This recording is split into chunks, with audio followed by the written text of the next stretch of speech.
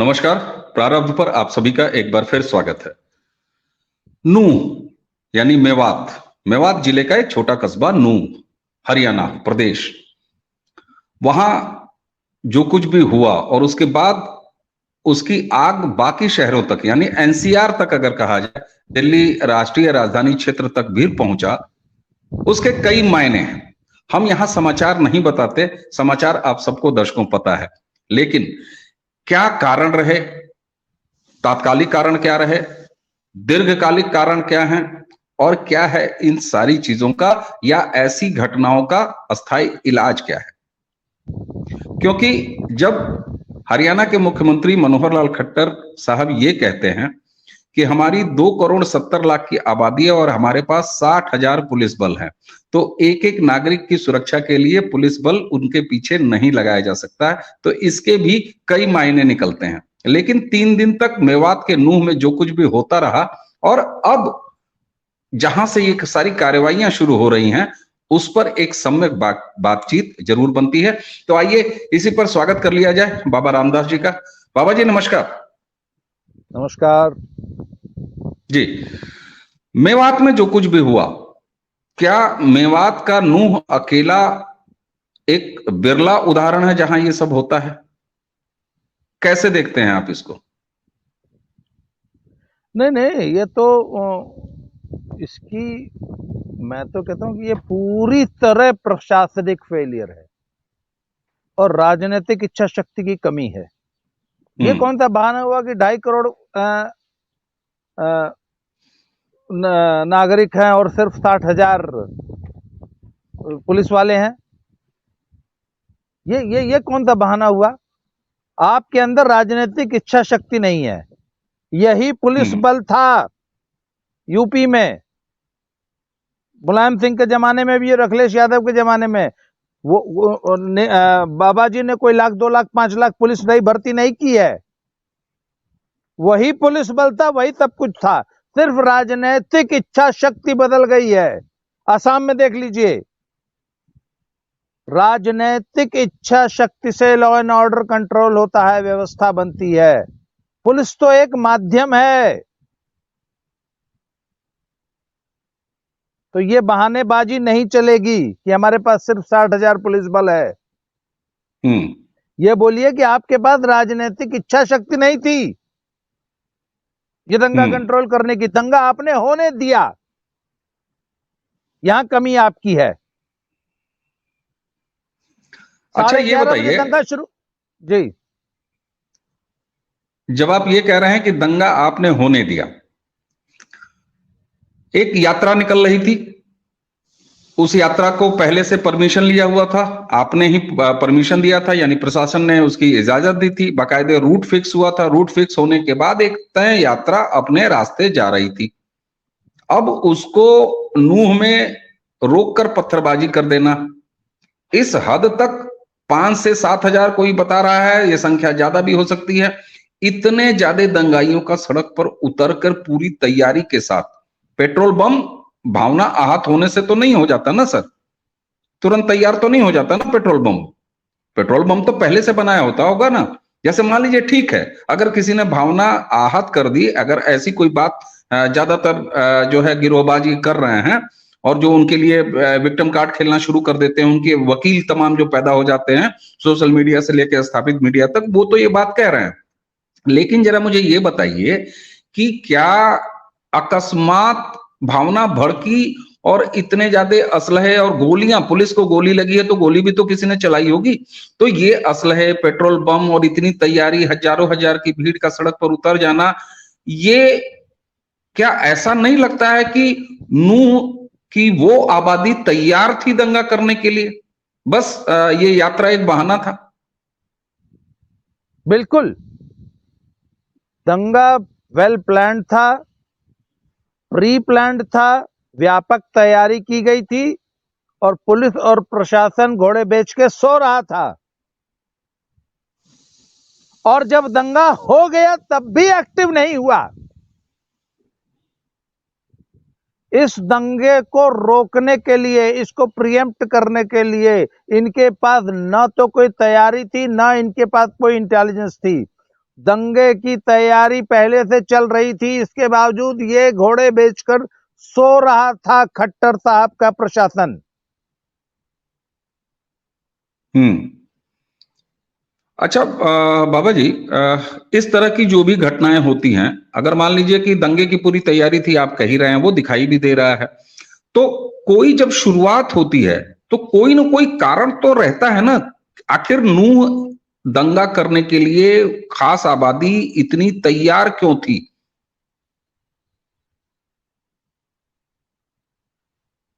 Sir, ये आबादी जहां है वहां तैयार है, सिर्फ नूह में नहीं है। ये जहां है वहां दंगा करने के लिए 24 घंटे तैयार रहते हैं। आपको इनको डंडे से, सरकार के इकबाल से रोकना होता है। इनको ये बताने की जरूरत है कि हिंदुस्तान में रह रहे हो, कायदे से रहो, इस देश में नागरिक हो, संविधान का पालन करो, कानून का पालन करो, सामाजिक सौहार्द बना के रखो। ये बात समझानी पड़ती है, और ऐसी बात नहीं है। इसी देश में कुछ प्रदेश हैं जिन्होंने बहुत कायदे से ये बात अपने पूरी प्रजा को समझा दी है। आई एम सॉरी टू से कि खट्टर साहब इसमें बार बार फेल होते हैं, हर 3 महीने पे फेल होते हैं। पिछले 10 साल के शासन में 10 बार फेल हो चुके हैं। इनके अंदर राजनीतिक इच्छा शक्ति है ही नहीं कि ये इन लंपन एलिमेंट्स को, इन अराजक तत्वों को कंट्रोल कर सकें। ठीक बात है। अच्छा बाबा जी, आपके पास हरियाणा के काफी सूत्र होते हैं, हरियाणा से बहुत सारा आपका जुड़ाव है, अलग अलग तरीकों से संवाद के स्तर पर भी है, तो इसलिए सूचनाएं भी आपके पास, उम्मीद करता हूं, मैं कम से कम उम्मीद कर सकता हूं कि आपके पास ग्राउंड सूचनाएं भी होती हैं। कि बहुत जगह ऐसी बात सुनने में आ रही है कि नूह में पुलिसिया कार्रवाई और खास तौर से हरियाणा पुलिस की साइबर सेल, उसने कुछ कार्रवाइयां की थी जिसके रिएक्शन में, क्योंकि आप देखिए सिविल प्रॉपर्टी जरूर डिस्टर्ब की गई है, लेकिन उससे ज्यादा और लगभग बराबर 2 होमगार्ड मारे गए, 2 कांस्टेबल मारे गए हैं, एक पुलिस वाले के जो है पेट में गोली लगी है, एक का सर फटा है बड़े अधिकारी का। तो पुलिस के ऊपर ये हमले बराबर तौर पर हुए हैं बहुसंख्यक समाज के साथ साथ। तो इसमें ये क्यों हुए? क्या वजह है कि वो पुलिस पर भी वो समुदाय दंगाई जो है वो अटैक किए हैं? सर, आपको पता है जामताड़ा जो है झारखंड में, वो साइबर क्राइम और साइबर फ्रॉड्स के लिए बड़ा कुख्यात एक जगह है, एक हब है। बिल्कुल सर, वहां के जो एमएलए साहब हैं, उनके और नूह मेवात के एमएलए साहब के बीच में एक कल्चरल एक्सचेंज प्रोग्राम चला है, और नूह मेवात के एमएलए साहब ने अपने इलाके के युवाओं को रोजगार देने के लिए बकायदा एक टेक्नोलॉजी ट्रांसफर प्रोग्राम चलाया, और नूह से लड़के भेजे गए जो कि जामताड़ा से ट्रेनिंग लेके आए साइबर क्राइम की, साइबर फ्रॉड्स की, और बहुत जल्दी अपने जामताड़ा के उस्तादों से नूह के लड़के आगे निकल गए। और इस वक्त नूह मेवात जो है साइबर क्राइम का सबसे बड़ा हब है, जिसकी 10-20 करोड़ रुपए की डेली की आमदनी है। तो इस पे एक बहुत जबरदस्त क्रैकडाउन किया था हरियाणा पुलिस ने, और काफी बड़ा वो क्रैकडाउन था। सर, उसका बदला लिया गया है दंगे की आड़ में, और ये दंगा सिर्फ उस हिंदू जलाभिषेक यात्रा पे नहीं था अटैक, उसकी आड़ में हरियाणा पुलिस को सबक सिखाया गया है। ये मेरा सरेआम आरोप है, और आम पब्लिक कम थी निशाने पे, हरियाणा पुलिस ज्यादा थी। हरियाणा पुलिस को ज्यादा दौड़ा दौड़ा के मारा है। 12 या 14 एसएचओ थे गुरुग्राम, पलवल, अगल बगल के और पूरे हरियाणा के 12 या 14 इनोवा तो सिर्फ एसएचओ की जलाई गई हैं, हरियाणा पुलिस की। साइबर सेल का थाना घेर लिया गया, थाने वालों ने गेट बंद कर दिया। जब गेट नहीं टूटा तो बाकायदा सड़क से एक बस लाई गई, उस बस से टक्कर मार के साइबर सेल थाने की दीवार तोड़ी गई। उसके बाद थाने पे हमला हुआ, थाने को लूटा गया, थाने को जलाया गया, थाने में रखी गाड़ियां तोड़ी फोड़ी जलाई गई। It was an attack on Haryana police. बिल्कुल, ये बात इसलिए समझ में आ रही है क्योंकि लगभग जो ऑफिशियल रिकॉर्ड बोल रहे हैं कि 150 के आसपास, 120 या 130 के आसपास जो है गाड़ियां जलाई गई हैं, जिसमें ज्यादातर गाड़ियां जो हैं वो सरकारी हैं, या तो पुलिस वालों की हैं, बाकी सिविलियंस भी हैं, लेकिन ज्यादातर गाड़ियां सरकारी हैं। तो क्या ये मतलब एक तरह से दो रेसिपी एक साथ पकाई गई, जिसमें कि साइबर क्राइम के खिलाफ जो कार्रवाई किया, जो क्रैकडाउन आप बता रहे हैं हरियाणा पुलिस ने, उसका बदला इनको लेना था, और उसकी वजह बन गई ये जो यात्रा थी। देखिए, अब ये बात हो गई कि अंडा पहले आएगी कि मुर्गी पहले आई। परंतु पुलिस पर अटैक करने की प्लानिंग भी साथ साथ की गई थी। पुलिस पर अटैक स्वतः स्फूर्त नहीं था, प्लानिंग करके पुलिस, हरियाणा पुलिस पर प्लानिंग करके हमला हुआ है। आप ये बताइए ना, यदि शिकायत जलाभिषेक यात्रा से थी तो सिर्फ यात्रा पे पत्थरबाजी तक, ऐसे ही आमतौर पे जब ऐसे दंगे की शुरुआत होती है तो ऐसी यात्राओं पे पत्थरबाजी हो जाती है। और आमतौर पे हमने देखा है कि वो यात्रा वाले बेचारे जो हैं अपना छुप के जान बचाते हैं, और पुलिस आती है तुरंत 15-20 मिनट में, आधा घंटा में, 1 घंटे में कंट्रोल कर लिया जाता है। पुलिस बल तैनात हो जाता है, आरएएफ तैनात हो जाती है, मामला शाम तक 2-4 घंटे में कंट्रोल हो जाता है। सर, यहां तो 6 घंटे तक पुलिस जान बचा के भागती रही। दंगाई पुलिस को दौड़ा दौड़ा के मार रहे थे और पुलिस जान बचा के भाग रही थी, हाथ जोड़ रही थी, घिघिया रही थी, अपने छोटे छोटे मेरे बच्चे हैं, मुझे मत मारो। ये थी हरियाणा पुलिस की परफॉर्मेंस। और खट्टर साहब और विज साहब सो रहे थे। 11:30 बजे दंगा शुरू हुआ था, 3:30 बजे तक लाठी चार्ज तक की परमिशन नहीं दी। ऐसे आरोप हैं। ठीक है। एसएसपी साहब ने यात्रा निकालने की परमिशन दे दी और छुट्टी पे चले गए, और एक नई प्रोबेशनर अधिकारी के जिम्मे जिला सौंप गए, जबकि उनको, उनके महकमे को यह मालूम होना चाहिए था कि इस यात्रा को लेकर बहुत तनाव है और एक पक्ष जो है उस पर अटैक करने की तैयारी कर रहा है। पत्थर इकट्ठे किए जा रहे हैं, पेट्रोल बम बनाए जा रहे हैं, गुलेलें बनाई जा रही हैं,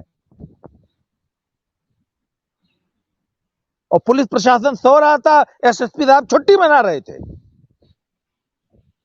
बिल्कुल ठीक बात। और वो भी तब जबकि कायदे परमिशन लेके वो यात्रा निकाली जा रही थी, आपके ही प्रशासन ने परमिशन दिया था, रूट फिक्स किया था, सब कुछ किया था। आखिर क्या वजह क्या रही कि सरकार, राज्य सरकार जो है इतने आराम से इन सारी चीजों को लेती रही, इतनी सारी ढिलाई क्यों, अगर मैं ऐसे पूछूं? सर, क्यों मेरा मुंह खुलवा रहे हैं आप? नहीं, खोलना तो पड़ेगा ना साहब। सर, मुझे समझ में नहीं आता कि खट्टर साहब आज तक हरियाणा के सीएम के रूप में कंटिन्यू कैसे कर रहे हैं। ये वही बीजेपी है जो पूरी की पूरी कैबिनेट बदल डालती है गुजरात में। ये वही बीजेपी है जो 1-1.5 साल के अंदर 3 मुख्यमंत्री बदल देती है। और ये वही बीजेपी है जो खट्टर साहब को कंटिन्यू किए जा रही है, ये जानते हुए भी कि उनके प्रति व्यापक जन असंतोष है पूरे हरियाणा में। और मतलब ये मेरी समझ से तो परे है कि ये ऐसी कौन सा प्रशासन चला रहे हैं, किस नीति के तहत चला रहे हैं और ये हो क्या रहा है। और मेरी एक सबसे बड़ी शिकायत इस यात्रा के आयोजकों से। आप यात्रा का आयोजन कर रहे हैं एक कम्युनली चार्ज्ड एटमॉस्फेयर में। दो लोग बाकायदे पूरे सोशल मीडिया पे डेट और टाइम रख के सामने वाली पार्टी को ललकार रहे हैं कि आ रहा है तुम्हारा जीजा इतनी तारीख को, हिम्मत है तो आ जाओ। ये बाद में मत कहना कि नहीं आया तुम्हारा जीजा।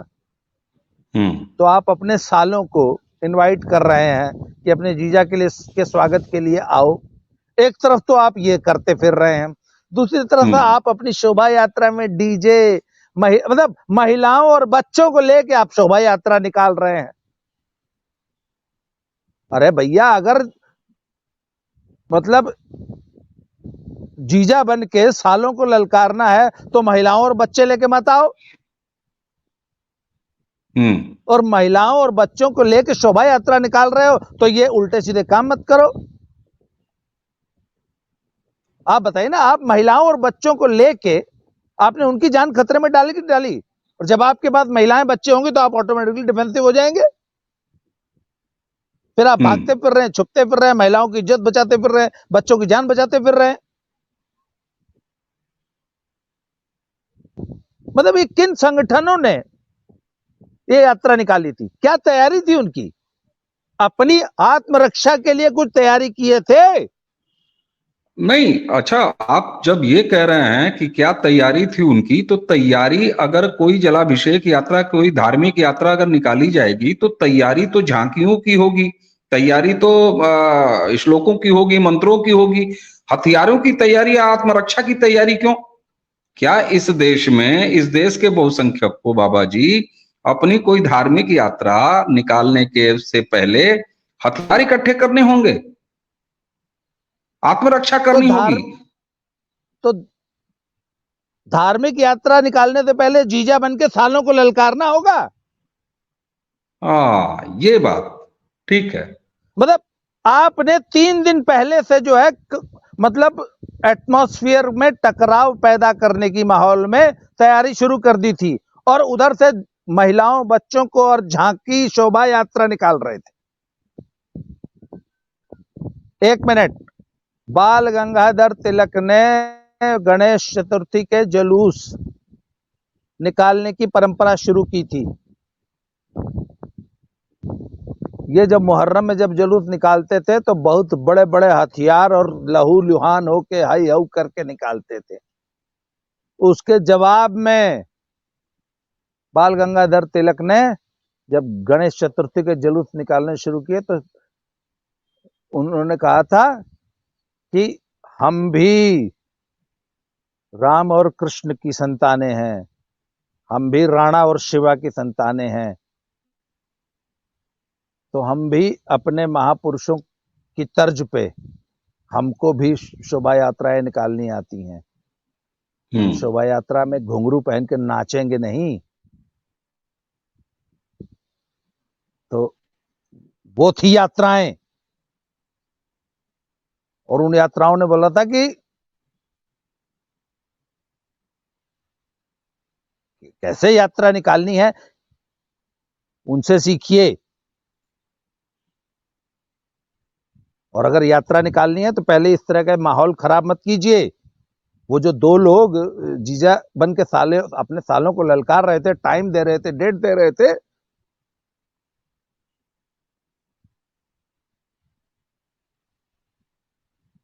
या तो ये नहीं करते,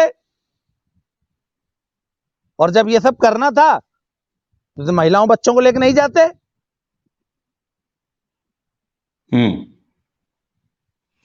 लेकिन अच्छा ये बताइए, चलिए ये जो एलिमेंट्स हैं इन पर तो आपने बात की और वो समझ में भी आती है बात, लेकिन मेरा सवाल फिर वही रहेगा कि क्या इस देश का बहुसंख्यक अब इतना लाचार, इतना मजबूर कि वेस्ट बंगाल में वो दुर्गा पूजा नहीं मना सकेगा?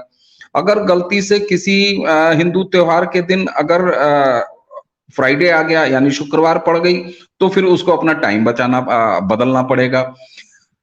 चाहे आप बिहार में देख लीजिए, दरभंगा में अभी बीते दिनों जो कुछ भी हुआ, तो क्या ये सिलसिला, आप ठीक है, आप मेवात में आपकी आबादी दूनी है, नूह में जो आपकी आबादी मेवात के उस इलाके में दूनी है, तो जहां कहीं आपकी आबादी या उस खास वर्ग की आबादी ज्यादा हो जाएगी या उनको समर्थन देती हुई कोई सरकार रहेगी, अगर वेस्ट बंगाल और बिहार की बात करूं तो, या बाकी हिस्सों की बात करूं, केरल की बात कर लीजिए और भी जगहों की बात कर लीजिए, कर्नाटका की भी बात कर लीजिए, तो क्या अभिशप्त रहेगा भारत में भारत का बहुसंख्यक यानी हिंदू समाज, कि वो पहले तो अगर कोई शोभा यात्रा, कोई मंगल यात्रा या कोई आयोजन कर रहा है तो वो हथियार भी इकट्ठा करे, लड़े भी, यानी उसको अपना त्योहार, अपना धर्म और अपनी धार्मिक रीतियां मनाते रहने के लिए लड़ाई करनी पड़ेगी।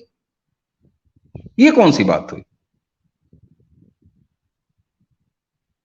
ठीक है, मान ली मैंने आपकी बात। और जब आपको पता है कि एक वर्ग ऐसा है जो आपको बिल्कुल बर्दाश्त करने को तैयार नहीं है और मौके मौके पे झगड़ा खोजता है,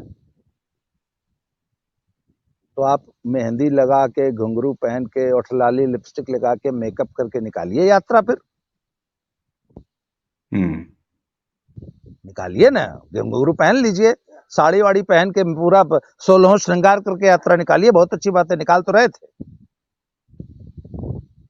अरे भाई, आपको पता है ना, आप नूह मेवात में यात्रा निकाल रहे हैं और आप प्रशासन के भरोसे बैठे थे ना, मिल गया आपको सबक। प्रशासन इतनी ही मदद करेगा जितनी आपकी नूह मेवात में उतनी की है।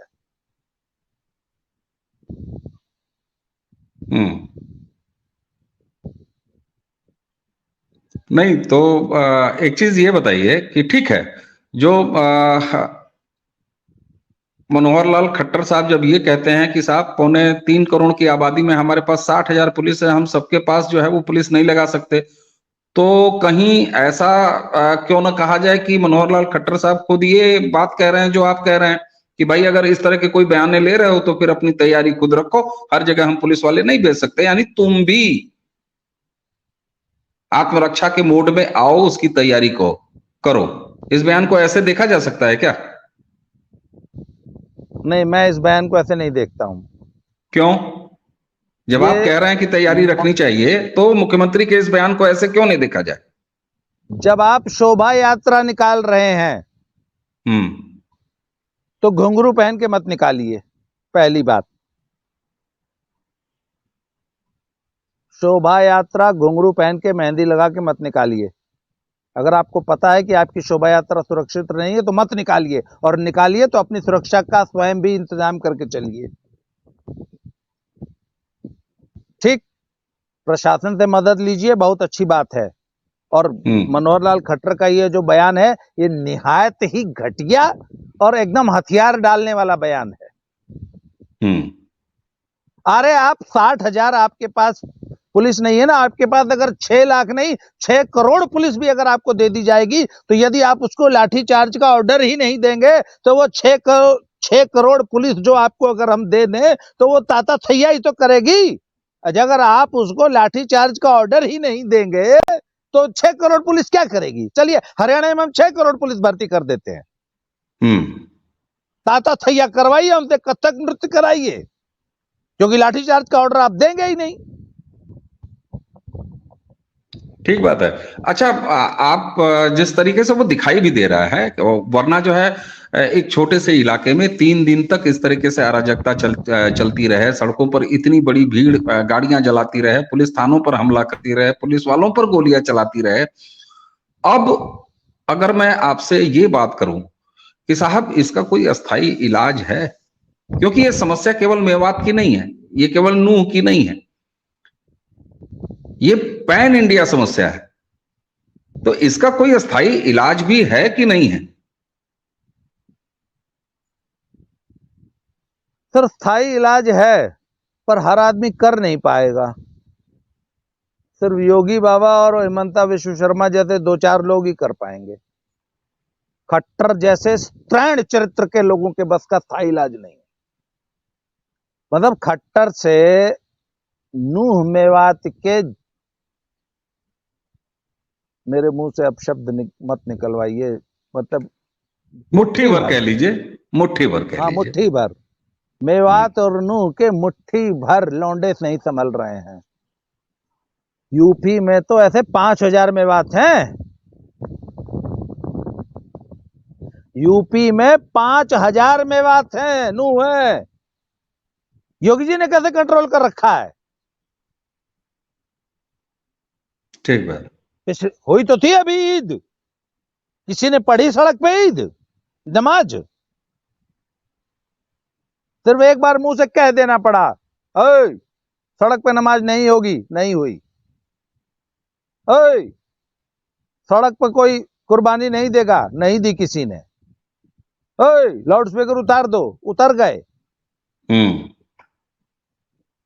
कौन सा डंडा चलाया है योगी जी ने? तो खट्टर साहब से एक इतना सा मेवात नहीं संभल रहा है। 5,000 मेवात होते हरियाणा में, कल्पना कीजिए तो क्या करते।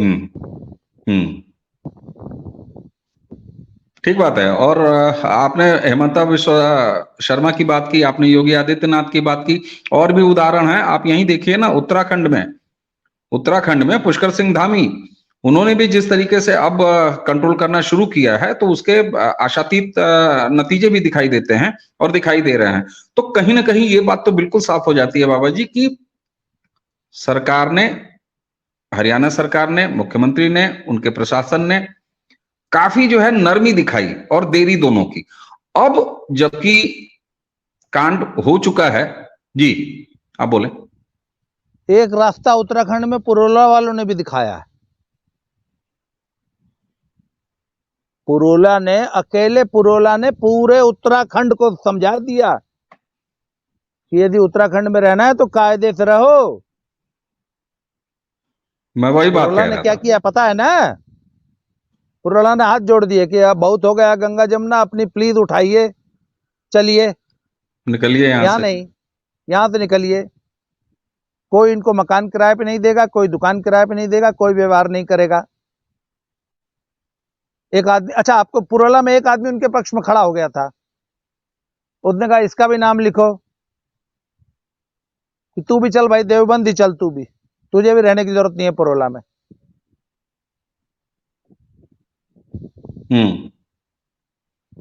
तो ये तो सामाजिक समाज के उठ खड़ा होने की बात है, ये समाज के व्यवहार की बात है ना। सामाजिक और राजनीतिक इच्छा शक्ति चाहिए आपको परमानेंट सॉल्यूशन के लिए। ठीक बात।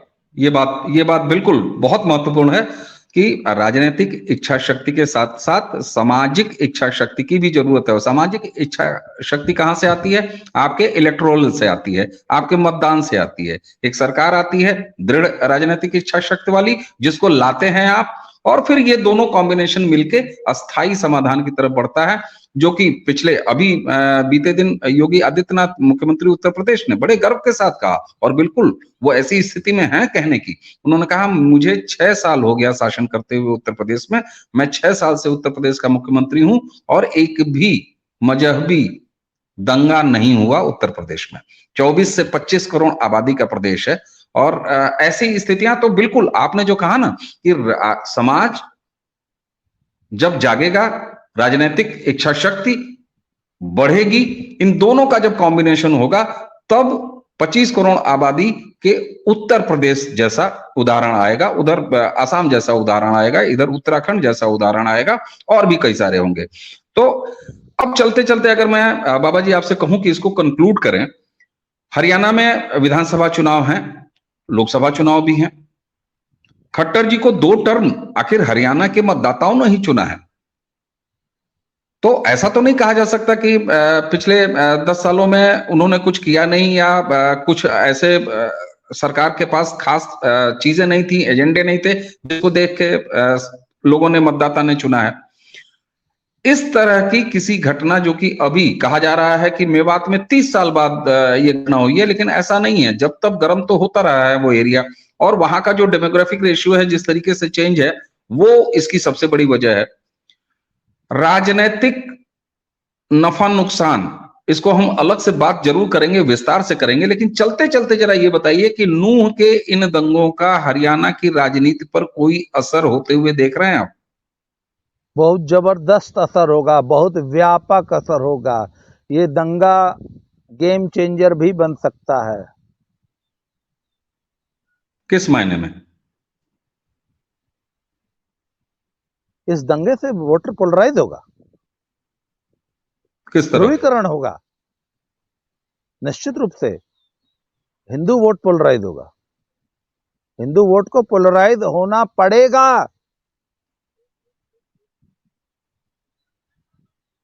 ये इन्होंने एक वानगी दी है कि यदि एक इतने बड़े हरियाणा का एक तहसील बराबर इलाका, यूपी में इतनी बड़ी तहसीलें होती हैं जितना बड़ा पूरा आपका ये इलाका है, अगर एक तहसील के लोग पूरे प्रदेश को डिस्टर्ब कर सकते हैं तो बाकी पूरे देश में ये क्या हाल करेंगे। ये पूरे देश के लिए ये घटना नजीर बन सकती है, बननी चाहिए।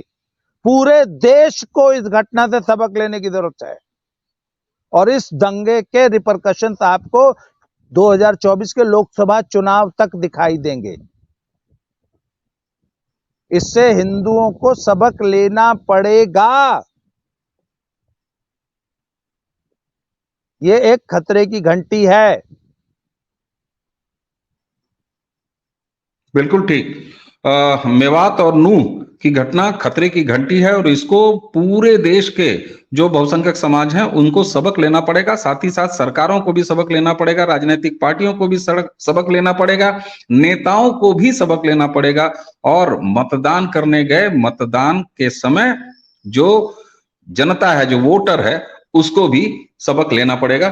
तो मुझे लगता है कि बाबा जी उम्मीद की जानी चाहिए कि अब स्थितियां जिस तरीके से, क्योंकि ये भी सुनाई दिया है कि मनोहर लाल खट्टर ने कहा है कि जो भी सार्वजनिक संपत्तियों का नुकसान हुआ है, गाड़ियों का नुकसान हुआ है, उनकी बाकायदे नुकसान करने वालों की पहचान की जाएगी और उनसे वसूला जाएगा। तो ये एक अब ठीक है, दंगा हो गया, लेकिन दंगे के बाद की ये जो कार्रवाई है ये तो अब काफी लंबी चलेगी ना, कुर्की, नोटिस, बुलडोजर भी चाहिए। बुलडोजर बहुत जरूरी, जेसीबी अच्छा, चाहिए। चलिए उम्मीद की जाती है कि प्रशासन अब अपने कड़े कदम उठाएगा, क्योंकि एक जुमला बहुत चिरपरिचित जुमला है कि खाकी पर जब चोट लगती है और खाकी पर जब हमले होते हैं तो फिर खाकी किसी को छोड़ती नहीं। यानी पुलिस पर यहां हमला हुआ है और 2 होमगार्ड्स की जान गई है और गोलियां लगी हैं, पत्थर लगे हैं, उसी के साथ साथ थाना फूका गया है, तमाम गाड़ियां फूकी गई हैं। तो उम्मीद ये की जानी चाहिए और केंद्रीय बल भी वहां पर हैं, सुरक्षा बल भी हैं और तमाम एजेंसियां भी वहां पे हैं। तो निश्चित तौर पर कर तो गए हो सनम, लेकिन अब इसकी आहट तुम्हें काफी मजबूत और काफी दिनों तक सुनाई देगी। इसी उम्मीद के साथ बाबा जी आज की चर्चा के लिए आपको धन्यवाद देते हैं और अब अपने सभी दर्शकों को नमस्कार करते हैं।